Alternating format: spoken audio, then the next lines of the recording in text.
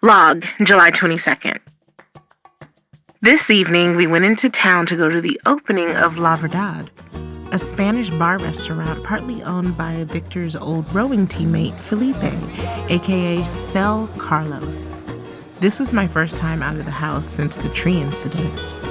I kind of loved Fel the second I met him. He's handsome, but not so handsome that you roll your eyes when he tells you you're beautiful. He's generous and kind. He made me feel like my high school Spanish would get me through dinner with the King of Spain, who I found out later was a not-so-distant relative of his. I'm hoping to see more of you two when I return to Manhattan early next year. He had brought us to the kitchen for some alone time. Most definitely. You're going to get tired of seeing Jenna and me. I like that Victor was confident enough to mention us being together that far in the future. The crowd was starting to swell in the restaurant, and Fel had to return to the front. He asked us to come with him. Victor wanted to go. I was secretly worried about seeing the influencer covered in the crowd. I don't feel like having my picture up on other people's Instagrams. Oh, this crowd doesn't do that. I have a social media event planned for next week. I have to bring in different lighting to accommodate them. Oy. How can you have a good party with a snap in your face all the time? My friends are from the old families. They have been places. They don't need to prove it to the rest of the world. He kissed me on both cheeks and hooked his arm around Victor's, like a human high tide, pulling Victor out into the sea of people in the main dining room. I went out to the back patio where there were a few smokers chatting in pairs. I was feeling a buzz from the scotch we'd been drinking. Life felt so easy. Looking up at the stars, I whispered a wish. Starlight, star bright, shiny stars twinkling tonight. I wish you would, I wish you might. Give this gift I ask tonight. I wish to have my own magical powers, and I wish I were as powerful as the influencer coven. And I really wish I could be as comfortable in my skin as Fel and everybody in this damn town. Please make me as good at being a human being as I am at writing. I don't think you're supposed to make more than one wish on a star.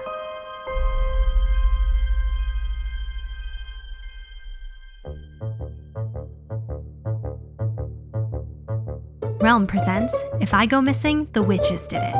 Episode 6.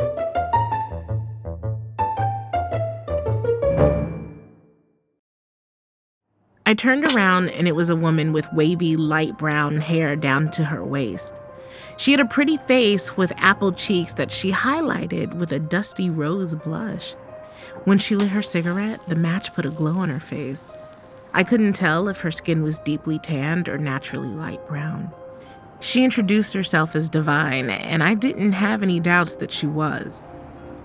She hung her cigarette in one of the corners of her mouth and pulled an ornately wrought metal handle with a magnifying glass attached to the end out of her pocket. She held out her left hand. Fel asked me to come and read poems. Might as well start with you. She studied my palm under the glass. When she finished, I felt like I was at the doctor's office, waiting to find out if I had cancer or something. I relaxed when she finished taking a couple puffs from her cigarette and smiled. Ooh, you've got a lot of mystic crosses between your head and heart lines. Most are faint, but a couple of prominent ones. If you haven't been to my metaphysical store, the 13th house, you should go. You'd feel right at home. Nice plug for her store. It was subtle enough that I didn't feel like I needed to take a shower after. I told her I have been, and that it's very nice. She didn't seem to care and went on with her reading. It looks like you've had many lifetimes, and that you have karmic ties here in Bedford. I went for an astrogeography reading just before I came here, and the lady told me that this area is one of my power centers. This didn't surprise Divine. She said I had a mystic's hand. You see a secret world. Things that other people would dismiss as the trick of any eye. You can see it in detail. You should think about taking a mediumship course or getting a book on it. That way, you'll learn how to interact with the spirits you meet. Colonial Jenna came to mind. Was she not saying anything to me because I didn't know how to talk to her, or was there another reason? I had to sit down. Here was someone I could talk to, someone who could understand what I'm going through. I felt like crying with relief. Do you believe in witches? Divine said she did, showing me the cauldron tattoo on the back of her left shoulder. Not like the witchcraft in movies or anything like that. Modern witches who practice real magic. Well, magic belongs to the subtle world, which we've already established you can see. I wish I could say I've seen something more magical than Wiccan performance art. Jeez. I helped her set up her table in the corner of the patio after she said Fel would kill her if she didn't start seeing more people right away. She pulled out a henna pin and started drawing a few symbols on her hands. People expect it. When she started dishing about some of the other people at the party, people I didn't know, I asked her if she knew Carmen Silva. Oh yeah, she's bought so many things in my shop that I was able to buy this ring from Cartier. Hey, you want to talk about magic? Carmen's business was going nowhere just a couple of years ago. Now she has an empire. If she's not a witch, who is? She is, and she's not the only one. Divine's lips curled into a smile. Who else? Brooke? She and Carmen are inseparable. Yes, Brooke. It was either witch or serial killer with that bitch. I cackled, so relieved to finally be able to talk shit and not get judged or analyzed after. And with somebody who wasn't fooled by the witch's fake personas. Girl, you are serving me the tea of the decade. Spill. Who else? When she said spill, it felt like a command. Like I had been slipped some kind of truth serum. I noticed Divine had drawn a little mouth in the crook of her hand between the thumb and the first finger. When she opened and closed the hand mouth, I was compelled to speak. Mommy Megan and Belinda Beckett, I said, covering my mouth after. BB, I can believe. Mommy Megan, though, that's a stretch. Divine said, moving the hand mouth again. It's true. I'm going to write a book about them. Not their magic, but how they're evil bitches instead of the angels they pretend to be, I said, standing and backing away from her. I ran back into the restaurant, a sense of dread taking over my whole body. I trusted the wrong person. My big mouth is why the coven wanted me out of town, and now I fully expect them to really come after me. Fuck.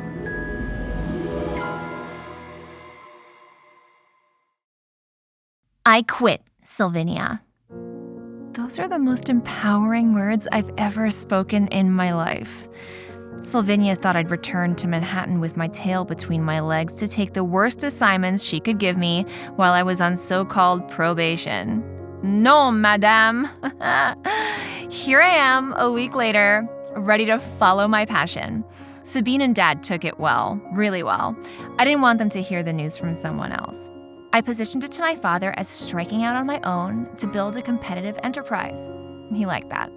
Why should our family name be used to line someone else's pocket? Sabine took her cue from him, though she couldn't resist saying that she hoped I would have more time now to find a decent man to marry and give her grandchildren. She said it in French, so it would sound nicer than it was. I'm devoting my first series to finding Jenna. Listening to the playback of the first episode, I'm not crazy about how high my voice is, especially in comparison to Jenna's creamy alto, so I try again. Hey everyone, this is Elise Edgerton here. Welcome to the first edition of my new podcast, T-Sip. You were just listening to the voice of aspiring nonfiction writer Jenna Clayton. Police haven't taken Jenna's disappearance seriously. They say that Jenna's public outbursts in August, we'll address those outbursts in subsequent episodes, have led them to believe that Jenna may have left town out of sheer embarrassment, and that she's not missing at all. I don't believe that, and after I show you all the evidence I have, you won't either. Yeah, that's not good. I'm gonna have to rewrite that intro. Note to self, get a lawyer to see if I can actually play Jenna's private recordings on the air without her permission. Fast forward. In the recordings, it seems like Jenna was planning to do an expose on the 4 grand dames of Westchester High Society. Influencers Brooke Gates, Mommy Megan, Carmen Silva, and Belinda Beckett have millions of followers between them. Their lives have always seemed so perfect. They come across as people you'd want to hang out with. But the reality is that they couldn't care less about social media commoners like us. Jenna set out to prove just how phony these women are and how they take away from society, making the rest of us dissatisfied with our own lives. A worthy cause, don't you think? I think so. Was Jenna's expose enough of a motive for the women to have made her disappear? Maybe. Surely shattering their public images would hurt their businesses. Jenna was going to hit hard. I haven't gotten through all of Jenna's recordings yet, but over the next few days, I will. I am also cross-referencing social media and blog posts about the various run-ins Jenna had with Brooke, Mommy Megan, Carmen, and Bibi. And if any of those ladies are listening, it's too late to start deleting posts and DMs. Screenshots have already been taken. That's decent, but it probably won't make the cut either. Maybe a better microphone will help. Maybe a real studio versus this makeshift home studio. Ugh. I don't want to squander my father's investment in my company, but if I don't start right, is it worth starting at all? My ultimate hope is that Jenna surfaces before I finish this special series. Honestly, I want a happy ending. I want Victor to be happy. I want Jenna to set the record straight on what Brooke, Megan, Carmen, and Bibi are really like behind their public images. It's not a strong finish. But it is a dangerous one. No risk, no reward. If I'm smart about exposing these witches like Jenna wanted to, I could make a name for myself. I wonder how Victor is doing in that house all by himself. The witches seem to be leaving him alone since Jenna disappeared. Maybe that's why she left. I left to save my own ass. But I will repent for my cowardice with this new podcast. Yes. Victor will be so surprised when he hears it, but I think he'll be supportive. When I left, our friendship was back on solid ground, I think. He thinks someone put something in my drink at the auction, so... Oh, that reminds me. I need to send Victor a thank you gift for letting me stay in his home and for dropping me off at the train station. I almost texted him to tell him what a sweetheart he is, but I resist. I need to focus on real opportunities for love here in Manhattan. Victor is in love with Jenna. I'm pretty sure of that. And look at that coincidence. A text from Thomas Martin confirming our date in a few hours. Well, he's no Victor, but I gotta start somewhere. Log, July 25th. When I heard something out back, I rushed downstairs to the porch with a bat in my hand. Victor was in town getting some bagels, and he wouldn't have been back by then. I had been on edge about the witch bitches ever since I opened my mouth to Divine. I prayed they hadn't vandalized the house or anything. I was relieved for a second when I saw everything in place, nothing wrong with the paint. For a second. Then I saw a little coffin laying in the grass right by the porch steps. It was painted black, 3 or 4 inches long. If these had been regular assholes, I would have put it on a charm bracelet. These witch bitches were threatening my life. I stared at it and cried for like 10 minutes. I wanted to call Victor, but what was I gonna say? I had to woman up. I held my breath as I picked the coffin up. But the top came off and a little rag doll with my name pinned on it spilled out. The doll had black wax and some kind of powder on it. I ugly sobbed as I ripped my name off the doll. Some of the powder got on my clothes. I scooped it all up and ran around to the backyard. I dumped the gardening tools out of the metal wash tub back there and threw the doll and the coffin in it. I fumbled for a lighter on the barbecue and set it all on fire. All of it. I burned the clothes too. I stood there naked, watching the flames eat everything up. The paper with my name on it curled in the heat, and on the back, I saw there was a curse directed towards me and my book. The curse was that neither I nor the recordings would amount to anything. When Victor came back home, he was not happy about me burning the coffin and doll in the metal wash tub. He said I could have burned the whole house down. I couldn't have. Victor, they're witches. Believe me or not, I don't care. They're witches and I'm tired. It was true. I had 0 fucks to give anymore. He didn't believe me. I reminded him that he has big memory gaps. He said that was because he's been smoking too much weed. Listen to me. I have been doing everything in my power to protect you. I just don't have a lot of power. Victor put his hand over his heart. Babe, you are the most powerful woman I know. He thought I was out of my gourd, but he was touched at the same time. Maybe if we separate, these witch bitches will leave you alone. No, babe. We're stronger together. He really has no clue what's going on. And how would he? He never had to develop a sense of danger. He has no natural predators. He pulled me into his arms. I didn't know if he would be better off if I stayed here or if I went. The witches were really escalating their offense, and there's 4 of them against 1 of me. Notice to cease and desist podcast featuring Jenna Clayton. Dear Elise Edgerton, this letter is served due to your development of a podcast series about the alleged disappearance of Jenna Clayton. If you do not cease the development of said podcast, a lawsuit will be filed against you. We are also prepared to seek a temporary restraining order against you and any accomplices in this matter. While we hope this recourse will not be necessary, we have our own interests to protect and will do so vigorously. You will not receive another warning, the letter read. At least the part I had the heart to read. It came from a law firm representing Victor and Jenna's mother. I couldn't put my father in legal jeopardy as partner in my new company, and I couldn't just give up on my new direction in life. Now that I'm standing on Victor's porch in Bedford, I'm starting to regret my passionate impulsivity. I could have sent him an email, you know? I should go back to Manhattan. No, Elise, stand your ground. What are you doing here, Elise? Channel Jenna. Channel Jenna. What in the actual fuck, Victor? I slapped the cease and desist letter into his chest and pushed my way into the house. I feel like the heroine in a movie.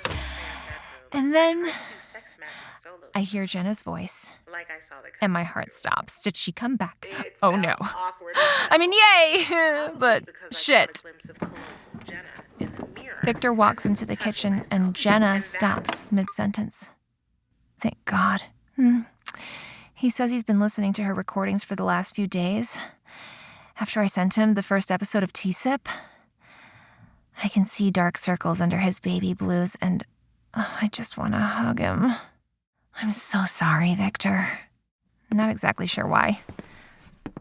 He sits down and puts his head in his hands. She just sounds so out there, you know? I can't let her mother hear these. I can't let anybody hear these. I'm going to find her and get her some help. Oh, he still loves her. When Brooke and those guys came over, I didn't leave to get hot sauce. I was there the whole time. We had a nice brunch, I remember. I believe you, Victor.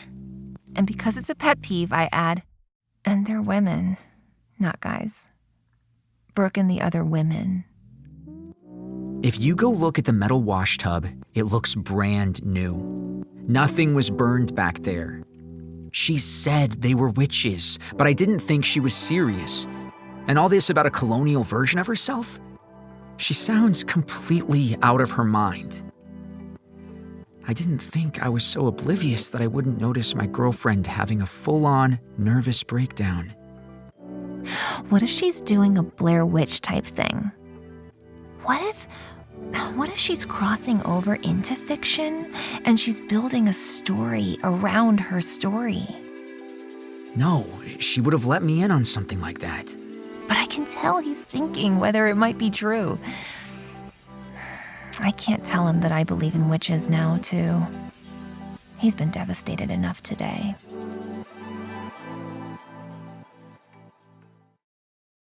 Log, July 25th. I went to the 13th house. I peeked inside first to see if Divine was there. It was just the clerk. I went in quickly to look at some spell books. I had gone to the library and there was nothing. I picked up a hefty book with 5,000 spells in it. It was an encyclopedia of magic from around the world. While I looked through the book, Divine snuck up on me. I dropped the book on my foot when she said, You should really be more careful. Words can definitely hurt you when they gang up in a heavy book. I noticed the unpainted small coffins newly on display. This bitch sold the other bitches the coffin for their spell against me. Divine chuckled when she followed my eyes. The only curse I could remember in the moment was the one Seeley says to Mister in the movie version of The Color Purple. I curse you, and until you do right by me, everything you even think about is going to crumble. Both Divine and the clerk laughed until they were short of breath and holding their sides. At first, I felt humiliated. But then, I saw that they couldn't stop laughing. The clerk couldn't catch her breath and started to turn blue. Divine eked out a please. Terrified by how far I'd gone, I screamed, My curse is broken, I take it back. My curse is broken, I take it back. Divine held up a finger. 1. They still couldn't breathe. Divine gasped again and said, Again. I remembered. 3 is a magic number. My curse is broken, I take it back. When I heard them sucking air into their lungs, like a drowned person who just got out of the water, I ran out of the store without the book. It was clear I didn't need it. My intuition kicked in and gave me what I needed. I just had to figure out how to control my terrifying new power with intention. When I approached the house, I saw Victor standing on the porch. I thought he'd somehow heard about what happened at the metaphysical shop. He looked so pale in the moonlight. The closer I got, though, the more I realized it wasn't Victor. It was Great Uncle Felix, looking just like he did in the painting inside.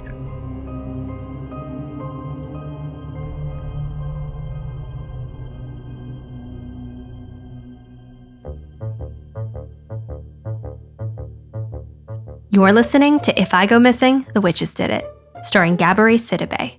Created and produced by Realm, your portal to another world. Listen away.